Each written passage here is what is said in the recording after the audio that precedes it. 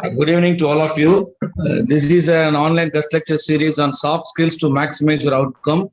And today we have with us Dr. Vidyaa Hari, and people present here would be knowing about that. This program is being supported by the IDP of TANUVAS to the World Bank, and we have Dr. Vidyaa Hari, who already spoke on 3 different topics on communication skills, building up confidence, and the last session was on adversity quotient. And today she is going to talk on a very important topic, which is very, very essential for each one of us, whether a student or a faculty, on an important topic called as the presentation skills.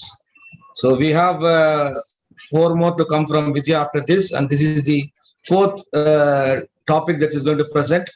Welcome, Dr. Vidya. Good evening and welcome to another amazing session with IDP of TANUVAS.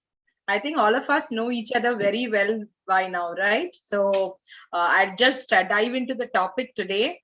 As Dr. Shankaran very beautifully said that, all of us need to know how to present ourselves. I'm talking, it could be online, it could be offline like I'm doing right now. But more importantly, as a human being itself, we need to know how to present ourselves, right? So presentation skills, if you understand the essence of today's topic, it is not restricted only to a person who's giving a lecture, okay?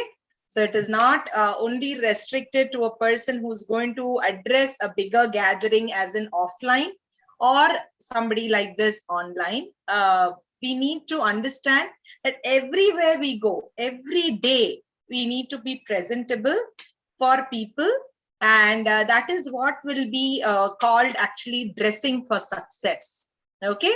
So if I have to name or rename today's topic, I can also rename it as dressing for success. What does that mean?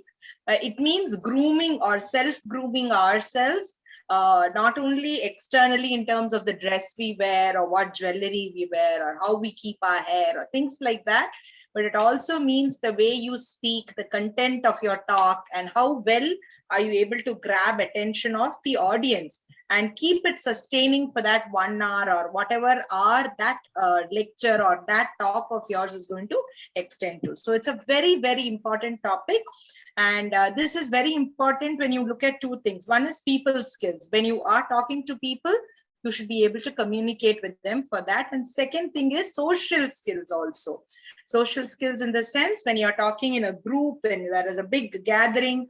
Tomorrow, I'm sure many of you are going to be members of bodies or, executive members of bigger associations. So you should know how to present yourself. So this is a very important topic. It's a life skill. If I have to group it all in one, it is a life skill. And today, many people lack their confidence or self-confidence or self-esteem, even self-worth based on presentation, right? So it's a very important topic. So with no further ado, I'm going to go ahead with the topic of today. So I'm sure all of you are making note of whatever we are discussing, and you're trying to, put it into action, because most of our conversations here, it is just not only on me talking and you listening or you writing down notes. Only when you start putting these things into action, will that really make a big difference in your life. Otherwise, it will just feel like you've listened to 1 year and from the other year, it's just gone away. So again, thank you for this wonderful brochure. Looking at it, it looks so colorful and very dynamic, right? And it's so beautiful to understand how they have put some shapes over the P and the S. So I was just thinking, what could that be? It looks like a crown, it looks like hair. It looks like too many things for me. So anyway, I would like to thank Institutional Development Plan of TANUVAS. And this is very special because there are many other faculty members also associated with today's session. So just listen to this beautiful presentation.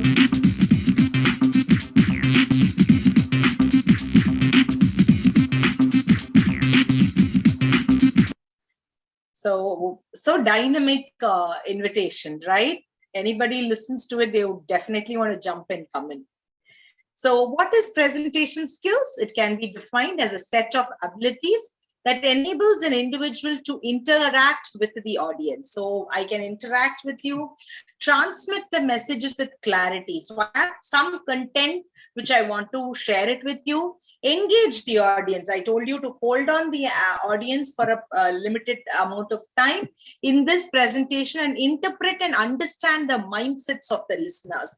So what I'm trying to talk at the end, when we discuss, it is easier for us to understand each other better. So the first thing when you actually start on a topic today, it is like you have to select a topic, a title for your topic. And how do you select a topic? First of all, the topics or the arenas of information which you are familiar with. Second is what you like sharing. And third is what the audience wants to hear about and what the audience are waiting to understand more on. So you should choose topics only which is, at the center point of all these three.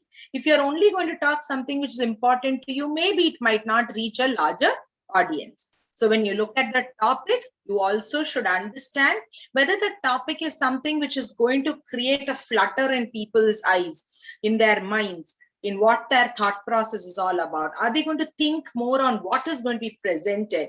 Is it something related to some assignments and then they are going to have some forethought and afterthought of the topic? Is it of a personal interest or is it as a group discussion? And some refinements. So this is how you would select a topic for your presentation. Why am I talking all of this? Because tomorrow maybe you will want to present something in an international or a national forum, maybe your own veterinary science, kind of a conference where you would want to present papers of academic interest. Now, in those categories, you should choose a topic which will be very interesting for others to listen to. So how do you design your presentation? First of all, you should know the length of your time which is given to you. Second, you should know the content. What are you going to talk about? And try to bring it like a story. So it becomes like the patients or the audience who are listening to you, they are able to connect from the start to the end. They understand it's like a flow. So tomorrow when they are going to recall what has been said, it is like a story where they are able to rewind and reconnect to that, whatever you have spoken. And humor. Humor is something which it should come very naturally. Many a times people play some kind of a joke and nobody literally laughs to it. So you should be very understanding. If you have a real funny bone in you, you can display that because that will definitely engage the audience. And this is a very important statement as said by Wayne Burgraff. Now, many a times when people listen to my presentations, they'll say, how do you make your slide? So I'll say, why? What happens? I've been attending so many of your lectures and I've never seen a repeat of slide. It's always so fresh and new. So I think, this statement really made sense to me. It takes 1 hour of preparation for each minute of your presentation time. So if I'm actually presenting for 30 minutes or 40 minutes, it takes me literally a long time in putting up these thoughts because I don't sit and think from my point of view. I always think from your point of view, from the delegates' point of view. What is it that they would want to listen? And then I start, drawing a kind of a story in my mind, and I try to put my thoughts with probably quotes or any kind of information. So there are 3 very important rules which you have to understand when you make one slide. First is, what is the structure of your presentation? Second is, keep it very simple so that even a person who's just listening or a very basic person, maybe a first year student and a final year student, both of them are attending, both must be able to understand what you're trying to say and keep the audience engaged. So you should be able to rule over the audience mind for that particular piece of time. You have various types of presentation. One could be informative. What is informative? You're passing on some kind of an information.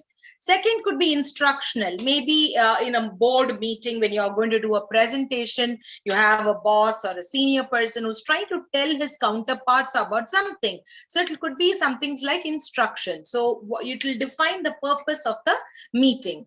Third could be something arousing, which could be some brainstorm, something a futuristic kind of a plan which you're trying to portray in forms of diagrams and things like that. So it could be very mentally arousing.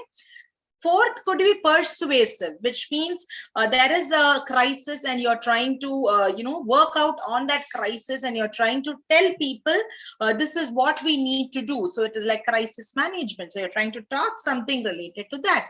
And last is the decision making, wherein you're trying to, decide on a very important conversation. Generally, it happens with the higher authorities. It is not between a staff and a student. It happens within the core team of any association. So that is a decision-making type of a presentation. Next is we need to define the objective of the presentation, and it has to be bingo on the center core of your presentation. So that is the main goal. What is it that you want to tell your audience from the given topic which has been allocated to you? And this is very important because this will be the takeaway or the take-home message for the audience. And for any fruitful discussion, it is very important to give from the basic concepts and ideas, but also you should think something how you can put it for a futuristic thought. So if I'm going to talk about any basic science subject, then I will talk about the basic, but then I will say these are areas where, there can be research done, or there can be some kind of forethought which can work on this, so that probably, when people are looking at it, they'll say, oh, there is a lacunae here.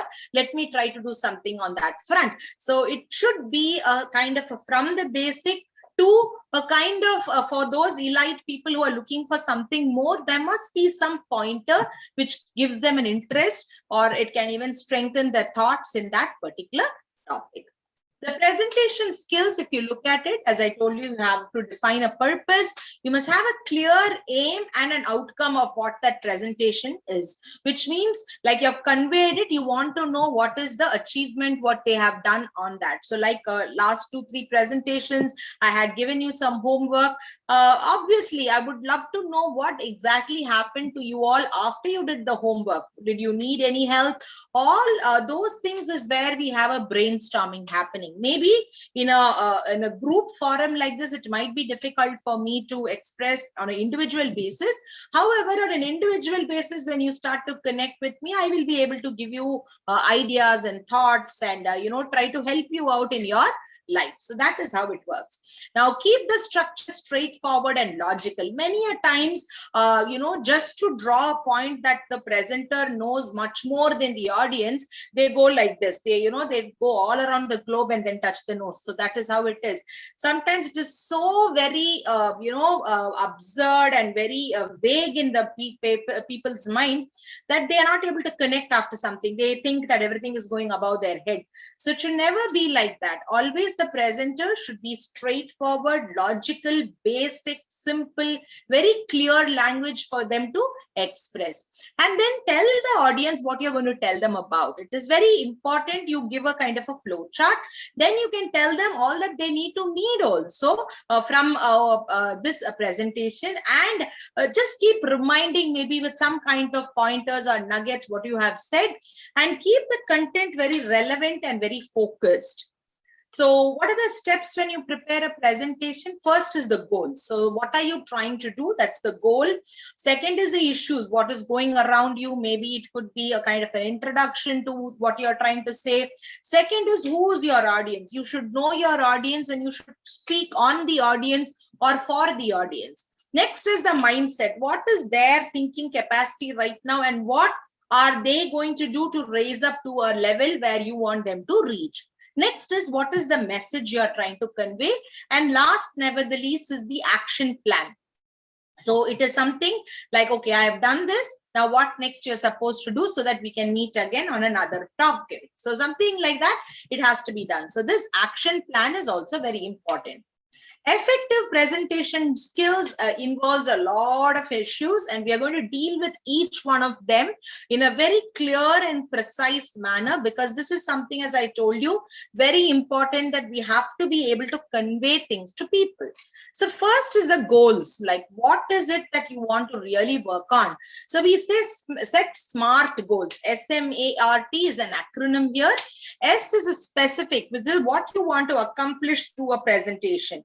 Next is meaningful, which means how it is important to you and how you're trying to make it to your benefit and benefit of others. Maybe it is some research work you have done and you're trying to put forth the issue that if this is going to come to a market, it is going to help a lot of people. It could be something like the vaccine, which was, which just came up few months back. So that is how you need to be. It should be meaningful for a general or a larger public. Actionable. What steps have you taken to achieve that? Next is realistic, which means it is action-oriented work, which means you are going to make it happen, and it is time-bound. It cannot be like it can be foreverly or going to work on it. You have to have a particular precise time to which you're going to work on it. So once you have defined all this, next is you have to make a game plan and you have to get to work. So many a times people actually sit with the game plan and sit till the entire, whatever you have put forth becomes so obsolete that it has taken some 4 or 5 years for you to get to action. So never do that. Once you have a blueprint ready, get to work and stick on it. See, many a times we all will have distractions. So you never get your distractions thing. In case your distractions are really pulling you away, then again, shake your head and get back into the work you're doing. So that is very important. And once you reach your goal, pat your back and say, hey, good job, you've done it. You can do it and you've made it happen. So proud of you. Be very appreciative about yourself. Always don't be very critical. It is not nice to be always critical about oneself. If you have just made a 5% improvement, that itself is good. So many people have not even made that, right? Next is, these are the questions which you should ask yourself when you're doing a presentation. They are called the 5 wives and 1 husband. So that means 5 W's and 1 H. So who, what, when, where, why, and how. So these are very important. So when you take any topic, you try to bring out these points so that it helps the person who's thinking also on what level from where they have to start and work on it. And make your point with style. See, the same information can be said by 10 different people, but then somebody's information actually touches you. So that is very important. You need to make your point in style. Next is, every successful presentation has 4 pillars, which is 4 P's. First is people. It should be people oriented. Second is purpose, or what is the idea behind it. Third is the passion with which you do the work. And fourth is, how well are you going to prepare for it. This is what has been put forth by Hasina Kutimami. So this is very important for us to understand whenever we think about making a presentation. Mark Benioff said, presentation skills are key. People who work for you represent your brand. You want them to present themselves and represent you in a certain way. The very important that the way you present, you are the brand. You should feel that you are the brand. People should look at you that, oh, this is the person who's doing it. So that is the standard to which you have to own yourself.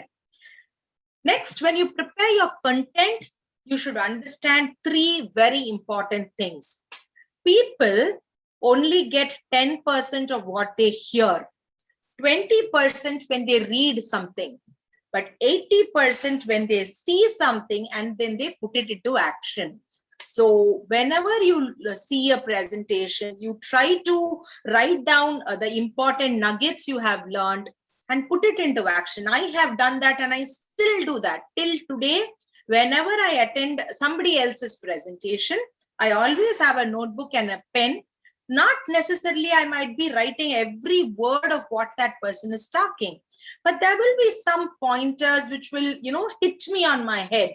and I will make a note of it. I will probably read more on it and probably try to put it into my presentations when I do it at a later stage. So it's very important when you note these points, and whenever you have some free time, just go through that, because it will give you a kind of an idea as to how you have to prepare your contents.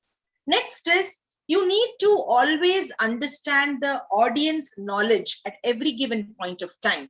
Never start with the level of knowledge you have. Nobody will be able to connect with you.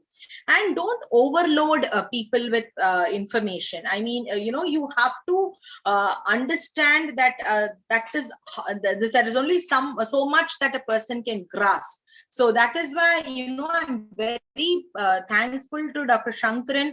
He has very precisely made all these topics, and he has put them on a time frame. He has given you time to think, and it is every Mondays and Thursdays. Generally it is on Mondays and Thursdays, and he's trying to sensitize you with the good information. And of course, if you're new to technology or any platform, it is better you rehearse with it. Arrive early. That is a very good phenomena. I generally arrive probably 5 minutes early. That's it, because sometimes, see, I've been in the organization part also. Sometimes there is a last minute, organizational conversations which is going with the core team on the platform. So I like to give them the kind of space. If you come very early also, what happens is it makes them feel very awkward to do things in front of you. So I always give that kind of a space, and then add call to action if applicable. So there are certain things, some googlies which will come in the center. You should be prepared for all that and be very realistic about public speaking nerves, which means, sometimes you might be a little scared, sometimes you might be a little nervous. It's okay. You can take one day at a time. You just get better as you do it. So practice, practice, practice, and only that makes you perfect. So it's understandable when you are a little nervous on the first go. As Winston Churchill said in terms of content of a presentation, he said, a good speech should be like a woman's skirt, long enough to cover the subject and short enough to create interest. So there must always be some afterthought for a person, so that, it keeps that person, apt with the presentation. Next is, how do you prepare the body of the presentation? So is it something like chronological in order? You have something in the past and then in the present and a future solution which you're trying to give. So your body becomes the main core part of your presentation. You can explain your topic, you can give some information related to that, and then you should be very clear on what you're trying to give it in front. So there is an acronym here. Think about the basis. So it should be brainstorming. Think about the audience. Think about the slides you have in mind, the ideas, what you're going to put forth, and the simulation. That means, how are you going to replicate or duplicate it? There are 4 keys that will keep your audience follow along and remember your presentation. So if you want your audience to really be with you and travel with you, the content, the audience, the structure, and consistency, that is also very important. So let's understand the introduction and the conclusion. Let's get to both. So we have talked about the body. Let's get to the first and the last. So to attract the audience attention, state the focus part of your topic. And at the end, you summarize the key points. That is also very important. You echo the core message. When you started the session, you must have started on something.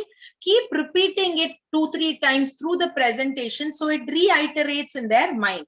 And you use as many powerful quotes as possible, and also ask a rhetorical question, acknowledge others, and finally include your statement, what you feel or your opinion or whatever you want to start.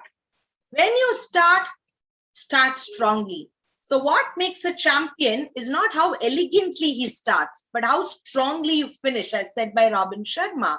So it's very important you put in a punch as soon as you start. So I started today, I said, hi, my name is Dr. Vidyaa, and good evening or things like that. And you can also speak about a little on, to grab attention. You can raise your voice. You can pull the attention of people. They might be working on something. They immediately, when they say good afternoon or anything like that, then, they immediately turn on to the laptop and want to listen to you. And always think that, what you're trying to start with should be very clear. In the beginning itself, you must be able to grab their attention. And whatever you're saying, don't say it in a kind of a monotone. Monotone means, imagine I'm just going to talk like this. Hello, how are you? Are you fine? It's great meeting you today. Imagine that's the monotone, which means I'm not raising my voice. I'm not having any gestures. That's not the way you start. Even when you're in a person-to-person conversation, it is always try to be very, enthusiastic. And this enthusiasm will spread through the tone, through your voice as it comes out. And I'm sure you have to bring in some excitement as you talk. And that is very important, because only that excitement will keep the audience with you. If you are slowing down in terms of your energy levels at any given point in the presentation, you will lose the audience. And now, because it is online, you will lose the audience very fast, right? And as I told you, start with the punch. That is also very, very important. Something which, grooves the audience onto you. Now, I have put the same picture twice. You must be wondering why, right? Many times when I see a presentation and I see the pictures put on the presentation, it looks very weird for me. Now, if you are seeing whether the right picture or the left picture, which is the right thing? So this is the right thing, my dear friends. Why? Not because there is any difference in the picture. I'm not giving you some spot the 6 differences. No. What I'm trying to tell you is, see the hand. The hand is showing a punch this way, which means your information should be on the other side. So the punch hits on the information which is shared. The same thing, if I had put the punch on this side and the information here, how will it look? It will look that the punch is going somewhere and the information will still be here. Let's go to the previous slide. Can you see that? So the punch.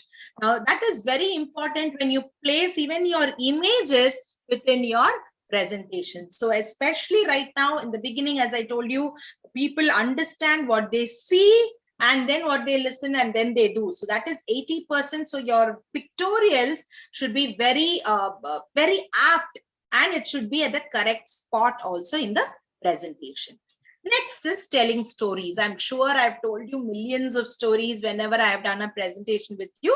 So that is very important when we do a presentation, because the people might not remember each pointer which you said. But with the story, they will connect the session again. So stories engage the audience, it evokes empathy, it increases trust, and also motivates into action. So a person who has to be a presenter should also be a storyteller. And how do I become a storyteller? If this is what your question is, read a lot of books. Read as many books as possible, because as you read those books, you will see, stories being told. And as you read, the storytelling in your mind would just increase. And that's very important, especially if you want to be a orator or a speaker or whatever, right? So the 7 ways to start a presentation is: start with a captivating story, ask a rhetorical, thought-provoking question. So if you have any question you want to put forth, you put forth that. State with a shocking statistic or a headline. In case there is something like that, you put that. Use a powerful quote. Show a gripping photo, so that photo will, bring their attention or draw their attention. Use a prop or a creative visual aid, and play a short video. So you must have seen every time I have something short, some dynamic moving structure, just to start a presentation. And that is very important, because these are the 7 salient points when you start a presentation. Presentation skills, these are the 5 tips I would like to say. I'll go more on these tips, but I'm just trying to tell you them right now. First is maintain your eye contact. How do you maintain that? Now you can look at the screen I have. I have a connector, which means I have a camera in front of me on my laptop. That is what is capturing my image, and that is how you're able to see me. Now, whenever you see that, it is always important that my eye level and the eye level of the laptop should be at the same level. Now, imagine if I'm going to talk to a larger audience online, or I'm sorry, offline, then you should also see that you move your face in terms of keeping in content of the space of that room in which the audience are sitting. Next is always smile. I'm going to talk to you more about that. Use hand gestures and facial expressions. Avoid any distractions. That means nobody must be moving at the back, and be prepared. So practice, practice, practice, and be very confident. And you must have rehearsed at least 1 or 2 times before you go in for the final presentation. So what is a smile? Smile is your logo. It's your personality. It's your business card. It's your presentation is just the product, and the impression you leave on people is your encounter, is the way you are trying to present your brand, as said by JM. Next is the importance of a smile. Smiling can make you look younger. So if you want to all look younger, I would advise you, or I would, request you to smile, because smile really plays a very important role. Smile can also make you look thinner. So if you're really fat and you want to look thin, good for you. Smiling elevates your mood and creates a sense of well-being. Smiling also induces more pleasure in the brain than a chocolate. A forced smile can lead to a mood boost. So if you're really not feeling all that nice inside, but then, just smile and then it'll be a mood boost.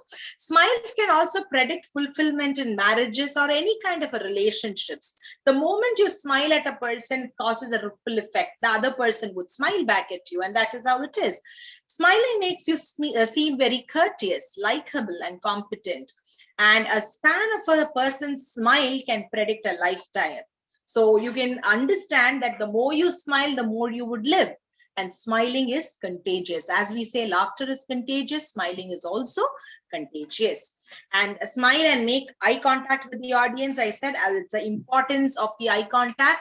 And this was put forth by Olivia Michelle. She said that, the positive eye contact is when you are able to grip your audience. So if I'm doing the same session offline, and if I have my audience from the left to the right side, my head should move and my eyes should also catch their attention. I'll talk a little more about the eye contact. And when you do that, you actually shrink the room. You make them feel that you're talking to them directly. And this also gives them a kind of a self-involvement. If I imagine I'm only talking to one side, I'm ignoring the rest of the room, then only this side audience will be engaged with me. So I have to move my head when I am doing a offline presentation.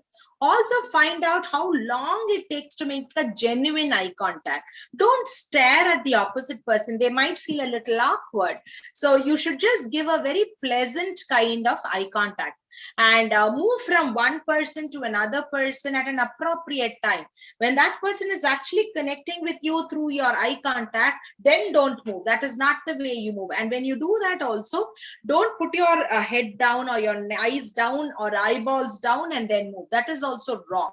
And look out for a reaction. When I say look out for a reaction, if that person is actually trying to say something, not everybody is very outspoken or extrovert. So when they look at you and they're trying to talk something, at that moment, if you turn, then that person who has made an effort to even talk will not talk. They'll just swallow their words. So it's very important to look at them and then acknowledge them. And then if they're trying to say something, look more closely or move forward or have some kind of a body language, so that which means to tell that you're interested in that person and you're waiting for that person to talk. Keep your eyes up at the end. So whenever you talk, if you have a lot of students at the end, especially for a class teacher or any lecturer in the offline mode, see, when you have say about 10 rows of students and your concentration is only on the front row, the back row students obviously is not interested because you are not made an eye contact. So you should always have your eye at the end so that the back row students are also connected with you. So as much as the right and left, back and front also. Next is to see if you're confident or you're not confident. Just look at this picture. Look at the way this confident person has put a nice bright smile, has dressed up so well. Definitely that is going to give a kind of a confidence. So whenever you go out, whenever you are going to present, Feel very nice about yourself. I'm sure if it's your birthday, you would have gone and looked into the mirror. You'd have seen, do I look good? And the moment you feel you're looking good, then you have a nice smile, you're a confidence you, and then you walk out. So that is the way you should present yourself. And that is very important, because whenever, even imagine you're going for an interview, or you're going to some new place where you're trying for a job or something like that, you should look your best. Why is the employer going to employ you? It's a $1 million question, because not everybody is going to get that job. There might be only 1 or 2 vacancies, and 100 people would have registered for that. They would have given a kind of a qualification criteria. I'm sure all the 100 might be that having that qualification criteria. Then what is this lecture series all about? It is so that you stand out of that 100, so that you get selected later in life when you're actually getting into that arena of life. So this is very important, and that is why we are talking about people skills and social skills and life skills, right? So who are the confident people? They have open mindset. Suppose if the opposite person is trying to tell something, then you're looking or hearing very keenly. Why are you hearing keenly? Because that is something which you don't know, and you would like to know from their point of view. It's called lateral thinking.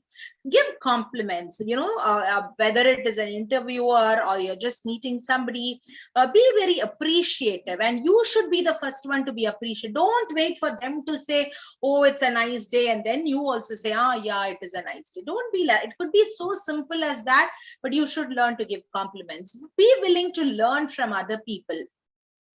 Many a times I have seen, when you go up the ladder, when I tell in talks of corporate world, you start looking down on people. You feel they are not good enough for any information given to you. That's not the way it is.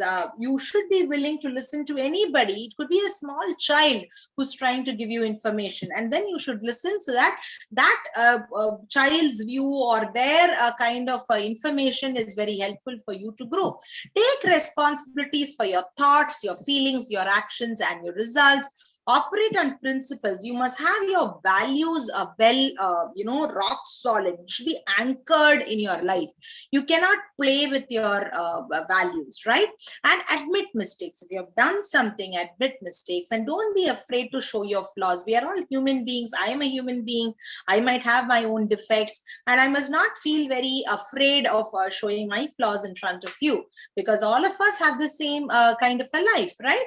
And we should always be a positive thinker. You should also be a risk taker, kind of adventurous in your life, and never talk negatively about anybody in life. Always have something nice to talk about people, and be in an abundance mindset. Whenever I feel, when I talk to people, I'm looking if they have this abundance mindset. Otherwise, my frequency does not match at all.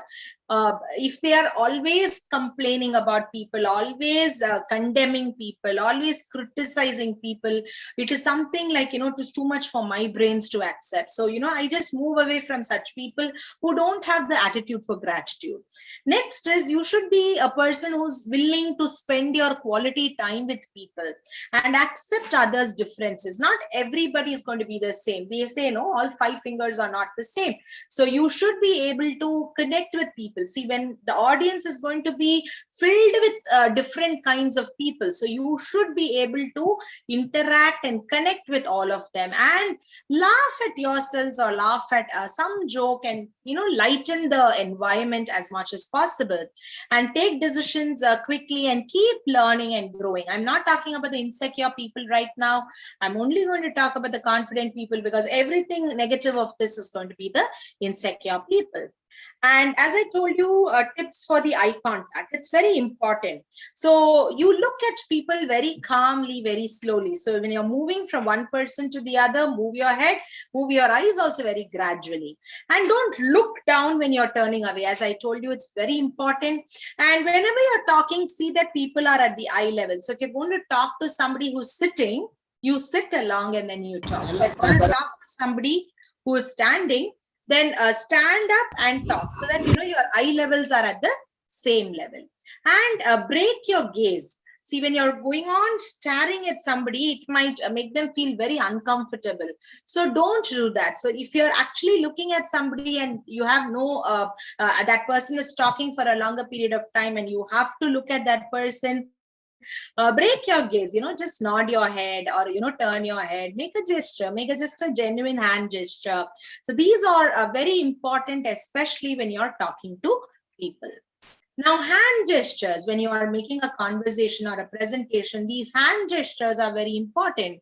You must have seen generally when we say a good morning or a good evening and then bye or take care or something like that, we do some hand signaling or gestures. It's very important, especially because sometimes you're not able to talk when you're in a bigger meeting. So, a handshake or just a movement of the hand is very nice. And suppose if it is like, there is a lot of argument in a conversation, then you're trying to, bring the conversation back. So you have to take the responsibility of the conversation within you. So all these are very important, especially when you're moving your hands and trying to drive a point. And this is very, it gives a kind of a natural feeling to the person who's listening to you. And next is the facial expressions. Facial expressions could be plenty, but I would say at least have a very, a very soothing kind of a smile. Don't have a kind of a sarcastic smile or a very obligatory smile like, okay, I have to smile when they talk. It should not look like that. Or don't be very, cynical when you're listening to people. And don't be very grumpy also, like, really with a kind of a face like, look, generally we say it's a constipated face, right? So just don't look at people that way. Be very approachable and smile and have a very pleasant looking face. That is how you'll be able to connect with people. And why are we talking about all this? This is because body language, what you say or convey, is only 7% in a presentation skill. But how you sound, that is 33%, and how you look or dress up, that is 55%, my dear friends. So it's very important, very in the sense, very, very important that you understand and connect to people with the right kind of body language. So when we're talking about body language, we need to understand the way we dress up, the way our facial expression is, the way our hair is, the way our speech, our tone is, the kind of posture we stand up with. So imagining I'm just talking to one person on the opposite side, I would look straight at them. My feet would be to the shoulder level of that person. So if their shoulder is this broad, then both my feet would be in such a way that I include them in the conversation. Now imagine there's a third person walking in. So I have to keep one feet this way, one feet this way, and keep looking right and left so that it gives the third person a feeling that I have included them in the conversation. So that's very important in a body language. Otherwise, after the third person comes also, if I'm only talking to this person, that person will lose interest and just walk away. So it's very important. You need to understand that. So what is the importance of body language? It increases your self-confidence. It raises your self-esteem. It makes you be a charmer, especially in a group, and it attracts the audience. It is like, it is very successful in various different aspects of life. I told you this topic is so very important that I'm not talking only about presentation as in a teacher presenting to the student. It could be the student presenting in terms of in a conference. It could be a student presenting it or behaving amongst his own fellow students, maybe in a kind of a cultural event when they are organizing. So it could be in plenty of ways. So you need to be understanding that this topic today is just not about an online or an offline kind of a conversation. It is the way or the very purpose that you are in this world, because man is a social animal, and all these ingredients which I'm telling you as a part of today's presentation is absolutely important. Next is a workplace and a relationship success. It could include your home, it could include your colleagues, the kind of rapport you have with your colleagues, and of course public speaking, the kind of inhibitions which you have in your mind, which is actually lessened, and you're able to convey to a larger, a bigger audience. Next is dressing for success. I told you in the beginning of the presentation today, if I have to, rename today's topic, I would say dressing for success. Why do we say that? It is because every time you step out, you should feel very confident. So for the boys, if I have to say, then I will say give up on your jeans and non-formal or semi-formal kind of a trousers. Wear your formals, and then you can wear a blazer, especially if you're going in for a formal presentation, and dress very simple. And I'm going to talk to you a little more about grooming yourself in particular. I'll be telling that. And wear some formal shoes, especially if you're going in for a formal kind of a meeting. For the women, you can also wear blazers. Today, many of them wear a kind of formal in terms of aping the vest. You can do that.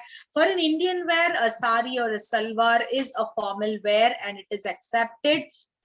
And swap your leggings. Don't wear leggings if you're going in for a formal kind of a conversation. You should wear a kind of slim pants, or now you have those straight pants, so that is allowed, especially with your salwars. And you can go in for the kind of a basic footwear, and not with the flip-flops as generally you would walk away. And what are the professional attire for men? So let's go from the hair downwards. So let me talk about the hair first. If you're having some kind of a formal conversation, give a kind of a nice haircut. Don't have this bangs and all. It doesn't really look good when you're putting yourself in a very formal way. So that is the way we define a doctor. A doctor always has to look very nice, trim, good looking, kind. I'm not talking in terms of fair or the skin color, or I'm not talking anything related to that. It is a simple, neat, kind of a conservative kind of a look is what you need to have. Next is the kind of a shirt you would wear. Preferably a light colored shirt would be very nice, and it should be the proper fit. It should not be too big, it should not be too tight. It should just be the right kind of a fit. And kind of a coat, what you could color choosing could be somewhere between black, gray, or dark navy blue, or things like that.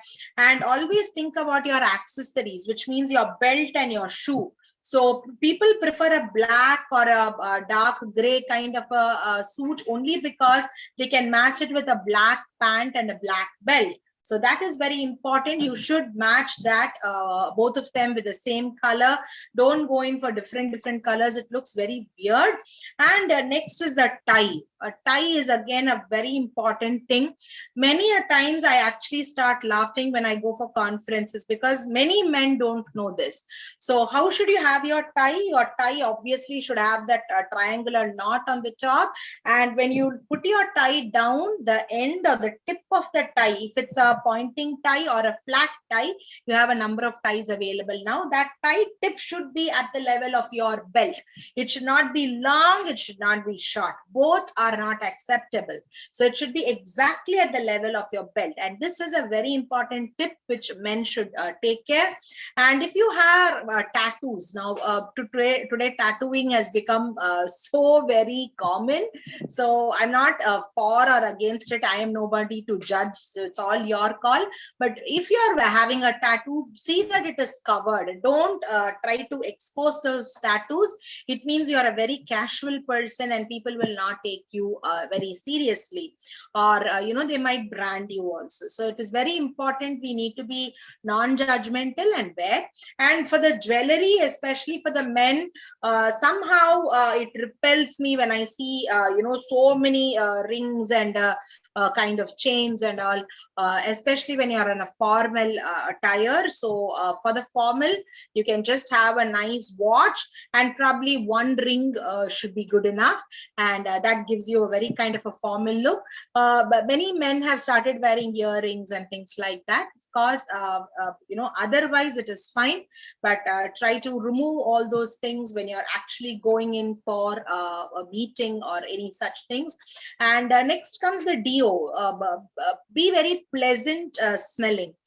Don't be too obnoxiously all overly sprayed one. It should be very fresh breath, not only from your clothes and your physical hygiene, wherein you can have a bath and things like that, but even from your oral cavity. So you should have a fresh breath coming out, and always see that your nails, especially for the men, are trimmed. Long nails don't look good on men, so you should have trimmed nails and clean hand hygiene. So this is very important. When you look at the footwear, it's very important that you have a well-maintained, polished shoes, and socks should be to the calf length and should always match the shoes you wear. And it is not that white socks are always acceptable today. In fact, they are not acceptable at all. You should match your socks to the color of your shoes. So this is the professional attire for men. Okay, so now you must be thinking, what is it for women, right? So we're coming to that too. So listen to me, because you're going to understand that you need to have the audience attention and be surprisingly awesome. Build your reputation over time. Don't make the audience think so much, and show your human side and get personal. So this is very important, especially because you want to just express yourself. For the women, again, you don't want to be too casual, so don't wear very low necklines. It is not very nice, especially when you're a professional. Absolutely no. You can cover your neck as much as you want. It gives you a kind of a very professional look. And if you have high collar dresses, then you don't even have to wear a dupatta. You can go ahead without one too, because it gives you a kind of a formal look. And don't wear very bright colors, especially if you're going for an interview or some kind of a job opportunity. No casuals at all, and no open-toed shoes. And jewelry should be in moderation. They say the power or the rule of 4. You should only have 4 jewelry on your body. It could be a bangle, a earring, probably a ring, and that's it, or a watch. So nothing more than 4 is the call of the day. That is why when you see actresses nowadays, also when they dress, if they are wearing very heavy earrings, they don't wear a neck piece. They just go 0 on the neck. This is how you have to dress. This is the modern way of dressing. And if you're wearing a skirt and you want to go that way formal, then you see that your skirt is at your knee length, and it should not be too low, it should not be higher also. And wear dark closed shoes. You could go in for stilettos if you're comfortable wearing, and you could go in for a 2-piece conservative suit. Next is the lighting. Lighting is a very important aspect of a presentation, especially when you're doing it online. Use a good lighting so that you have the light on the opposite side, where you have the light falling on your face. So your face is very clear. You don't have any incandescent shadows. You don't have a kind of a cold, flat skin tone. Also, you're able to look very real and have a very diffused natural lighting, which could be the best. It is kind of a terrific look. Many times in a photo studio, you would see those, side kind of a diffusers, as they call it. It just lightens the light on your face. And for best results with LED ring light or bicolor video light is also acceptable. Next is having a light for a study. You could have those pendant lights, which you can pull down and go up. You can have the floor lamp, you can have the table lamp, you can have the recessed lights on the top, you can have a study table lamp, you could have natural lighting coming in, or any wall mounted lights. So these could also be a kind of a setting for your room. Next is the posture, the way you're sitting. See, you're going to talk about a presentation for an hour or so. So you see that your eye level is maintained, your shoulders are relaxed, you have a good back support, you have an arm support, your thighs are horizontal, and your feet are flat on the floor, and you're not straining your neck, you're not looking up, you're not looking down, you're actually at the same level of the audience. So it gives you a much better way of looking. So what are the do's for the presentation? Keep practicing, introduce yourself, maintain an eye contact, use props if necessary, and ask questions. Ask if they need any help. Next is, right now, since we are talking on an online platform, we need to understand, we need to have a good Wi-Fi connection. You might have to invest in a good Wi-Fi connection, especially right now. Have a kind of a good microphone so that your voice is audible, and always check with the opponents if your voice is audible. Otherwise, you would have spoken so much and then the people wouldn't have heard you. And don't murmur as you talk. In terms of, you should have clarity of thoughts. You should also have clarity of speech. You can't speak to yourself. So if you want to be taken seriously, speak clearly with a kind of a better voice control. Have your camera, again, as I told you, at the eye level. Have a natural light, and have a background which is clean and simple, nothing which moves around, and be on a quiet room. The phone should be on silent. No animals should keep walking around as you are presenting. And this is how to analyze your audience. Now, analyzing an audience can be a separate topic by itself, but nevertheless, just to help us understand that the audience is your, what we say in Hindi, Janta Janardan, which means once only your audience accepts you and likes you, they're going to call you again. So it is always important to connect with the audience, and that becomes the most important, crux of any presenter. So you should become a people's person, and they should accept you, and only then you will be able to connect with them. So what are the audience needs is, as I told you before, you think about the rules. It is, you're going to talk for the audience. Your audience is going to be the end receiver. So you want to use images. You want to give bullet points in a graphical form so that the audience are able to take one point after the other. You're going to honor the audience. You're going to use alternatives to lecturing. It need not only be like you're talking. You can have an interaction. Connect the dots for the people, like how you started and how you're ending. Learn the art of questioning people. Don't use slides as you're speaking notes. That is also very important. So you can use the slides as just a pointers, and show your passion and connect with the audience. Again, when you're talking, you talk from your heart. Whenever you speak from your heart, the truth comes in your eyes. So that is very important, and that the audience will be able to grasp at the first go itself. And what we say is walk the talk. So that's a very important thing. Be very animated, use hand gestures, face gestures, and show your enthusiasm in your action. Gesture very widely and wisely. Smile, as I kept telling you, smile, maintain your eye contact, and then have your voice in control. Respond. If somebody is nodding, you also nod back, especially if you're in an offline setup. Many speakers are very self-focused. When they are on stage also, they would only look at the presentation and talk at the presentation. They won't even connect to the audience. That is another thing which you should avoid. And look at people a little longer. Whenever you're talking, you see that you look at people longer than you look at the PowerPoint presentation, and refer to what they already know. So when you want to start a presentation, start from the level to which they know already, and then you can build up on your presentation. And always walk towards your audience. Don't be stuck in a place. I am a person, I don't like to be stuck with the podium. I keep walking and talking, because that gives me a kind of movement of my space, and I'm able to connect with my audience better and complement the audience.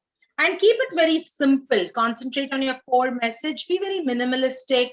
Ask, say to me, and create some small habits for a change, especially in the audience. And if we don't do this at all, what would happen? That is another thing you should always put forth. And best code is no code at all. Try to be very relaxed as you show yourself or showcase yourself, and ask why 5 times and fix the cause instead of fixing the symptoms. So you have to keep questioning so that they start developing a kind of a lateral thinking. Use your voice effectively. So think about the pace, the pitch, where you have to stop, where you have to slow down, where you need to show your enthusiasm, your volume, your pause. Very important. These are verbal expressions. So you should first know your speaking voice. Many a times when I've attended some presentations, I've heard the speaker, when they talk in a normal way, they will be fine.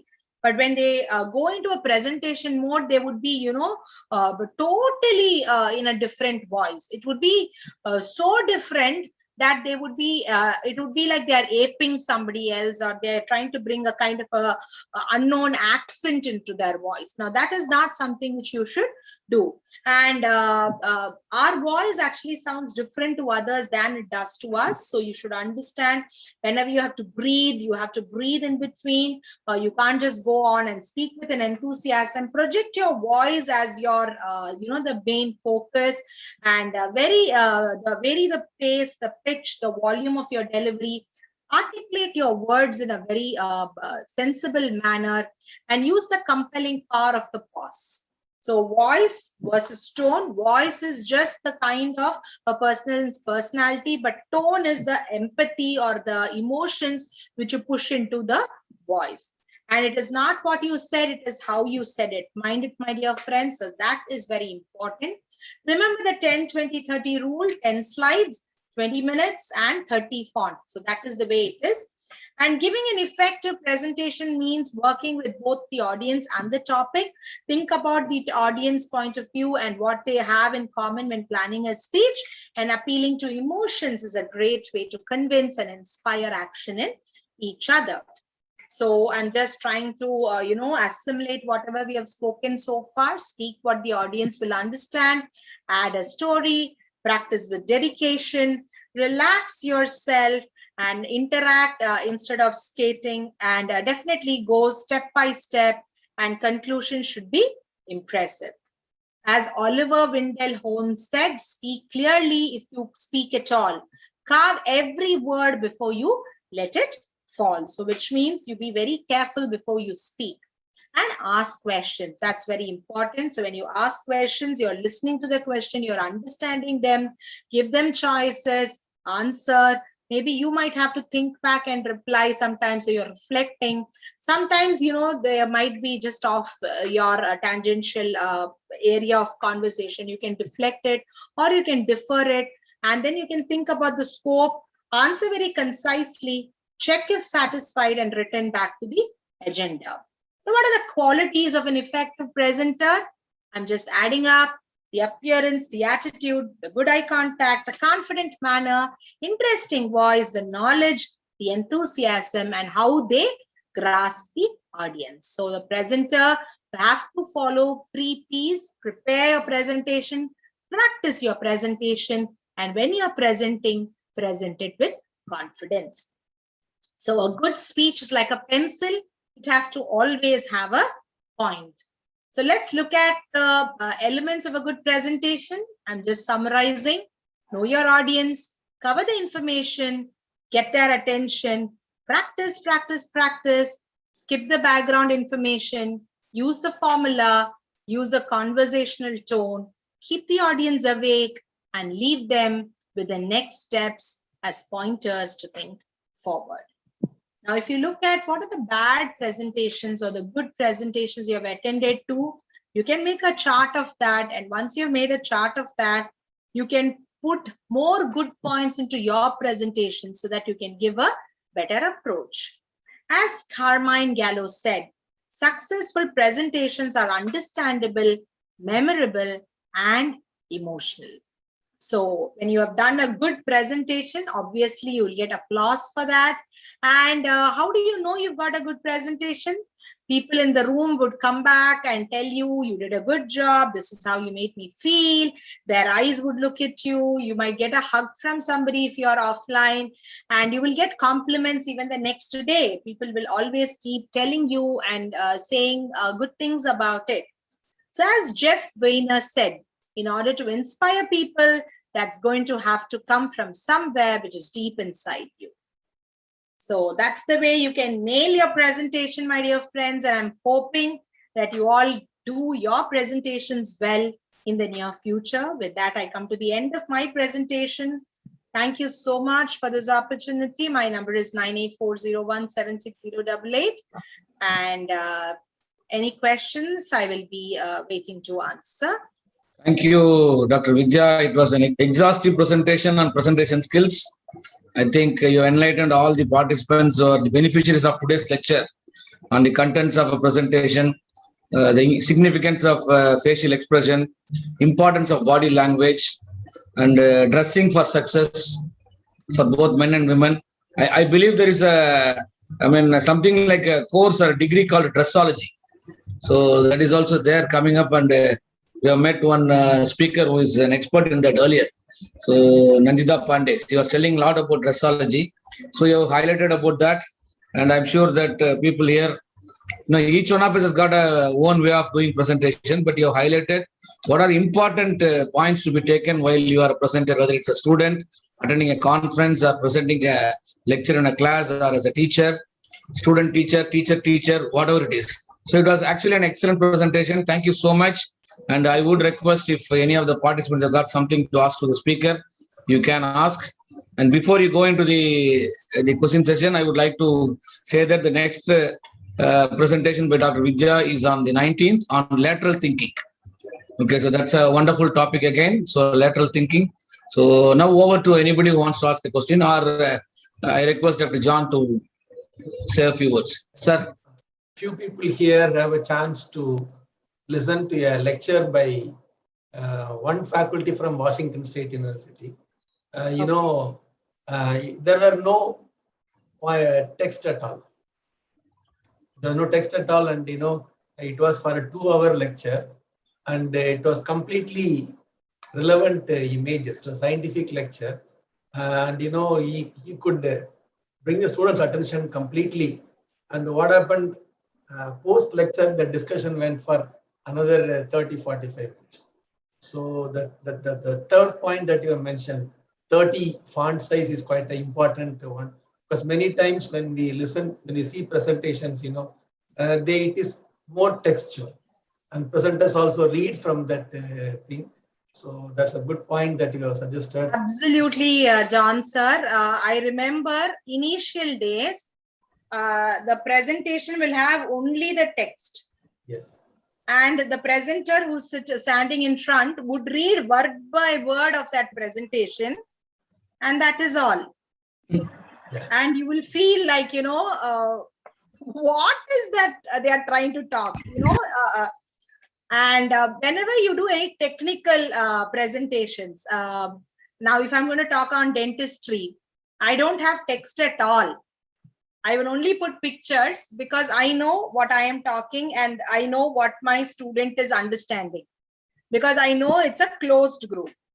So especially like you spoke about that professor, it's very important whenever you are in a closed group circle, when you're talking to your audience, your audience, it is better not to put any text at all.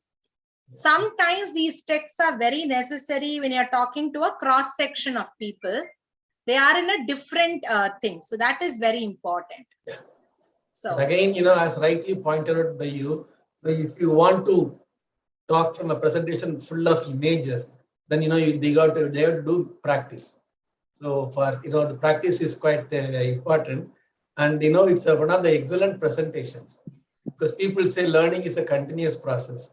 So after 33 years in the academic field, I think I have learned a lot from today's presentation. I mean it. I'm not saying it for your face. I really mean it. It was a very wonderful presentation. One thing I can say is, people who have not attended the lecture, they have missed something. They really missed something. But it was a wonderful presentation. Some of the points are quite